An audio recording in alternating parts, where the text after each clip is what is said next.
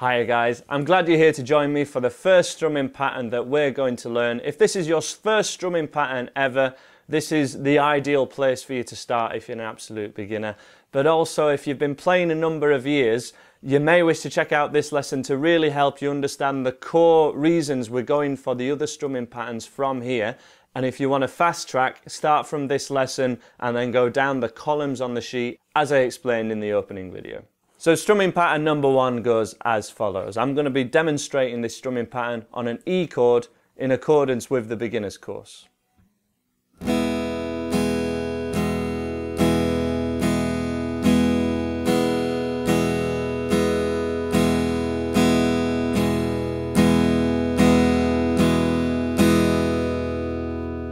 So for that strumming pattern, I was playing 4 times on each beat for 4 bars.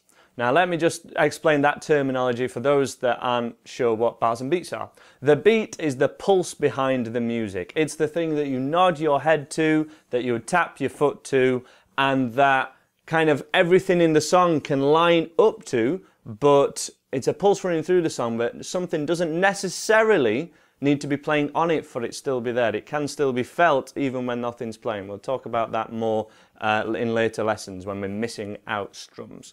But rather than us counting every beat in the song, we count them in a loop of 4. 1, 2, 3, 4. So 4 even pulses, or 4 evenly spaced to a count, which we call a bar.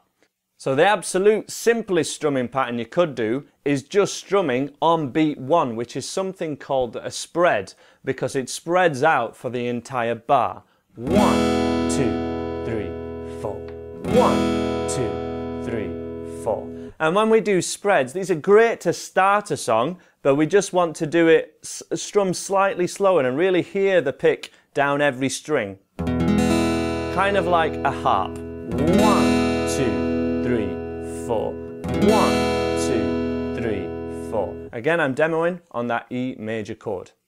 But when we're playing a real song, a great place to start, even if you're at a higher level and you've gone for some trickier strumming patterns before, is working out how the song goes by strumming on every beat. Even if I take quite a complex song with a guitar riff to it, so Back in Black by AC/DC for example, that song can just be strummed on the beat and it still kind of sounds like that song when someone's strumming along. So if I go, back in black, I hit the sack, it's been so long, I'm glad to be back, yes I'm let loose. It still sounds like that song or reminiscent of it when you're strumming. It would just sound more like that song if we did some higher level strumming hand. But everything with this hand would be the same if we increase the strumming complexity. So we've got to make sure the chord hand and everything is working in sync with a simple strumming pattern, and then we make this hand more complex. That's how I've taught all you guys to play any of the songs that are already uploaded to my YouTube channel. And that's where we're going to start today. We're just going to start on the E chord and we're going to strum a bar, 4 down strums on the beat. This works really great if you can tap the foot with the leg that your guitar isn't on. So for me it would be my left leg because I'm strumming right-handed. So 1, 2, 3, for example, my hand will go with my foot. That's a really good tip, but it's not going to be where the focus of this course lies. We're just going to try and get you strumming as quickly as possible. So just to demo again, we're going to go for 1 bar, and then the goal is to be able to do each strumming pattern 4 times so that you've really grasped how it looped, at least 4 times, really.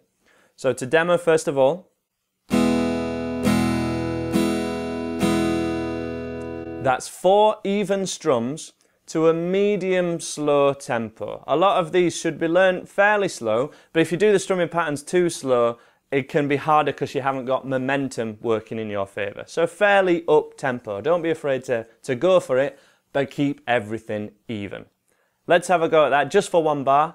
In 1, 2, 3, 4, 1, 2, 3, and stop there. That's just 1 bar of E, and you can see it's over so quickly. 1 bar isn't a long time, so we want to loop this. Let's just do that one more time just to make sure that we can do it. 2, 3, 4. 1, 2, 3, 4, and stop. And we can stop by laying the outside of your hand on all the strings. You don't need to hit your guitar, just stop your strings ringing out to silence your guitar. Let's try that for 2 bars now, so that we know how this strumming pattern loops. In 1, 2, 3. 2 bars. 1, 2, 3. And again. 1, 2, 3, 4, and silence your guitar. So that's how 2 bars of strumming on the beat is played, and this is how it's written. So we have 1 bar to start off with. The bars are the vertical lines going down, and wherever that E happens, if there's only 1 chord per bar, it can be written anywhere, but I'll normally write them to this side of the bar to show that it is from the start. And 2 bars, you can see, has the same written again. So we have 1 bar of E and another bar of E. A double line can indicate that this strumming pattern should repeat, which is what we're going to be going for at the end of this video. But to start off, we're just going to try and do it 4 times as the end part of this first lesson of strumming on the beat. So let's have a go at repeating this strumming pattern for 4 times and then stopping just with the 1 E chord. In 1, 2, 3, 4. 1, 2, 3, 4. Second bar. Third bar. And 4th bar. 2, 3, 4, and stop there. That is our 4 bars of E, and that means that you definitely know how to do this strumming pattern. Now, the challenge doesn't end there, but the focus of this course is going to be on the strumming patterns themselves.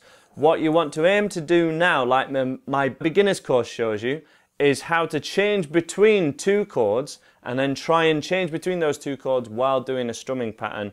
For example, do a bar of E and a bar of A to this strumming pattern, which will be level 1 of that beginner's course. So if you can strum E, 2, 3, 4, then A, 2, 3, 4, and then do that in a loop, you've accomplished level 1 of the beginner's course, and that is a real song that is For What It's Worth by Buffalo Springfield. So that we can just work more on the strumming hand, we're not going to be doing that in these series of videos, but that will be all on the beginner's course for free at andyguitar.co.uk, and I'll be letting you know which level the strumming pattern that we're going for is at as we go through each video. As I say, this strumming pattern is best done with the chords E and A, and you want to try out For What It's Worth by Buffalo Springfield and go for that song to make sure that you know how to do it with those easy chords and go from there.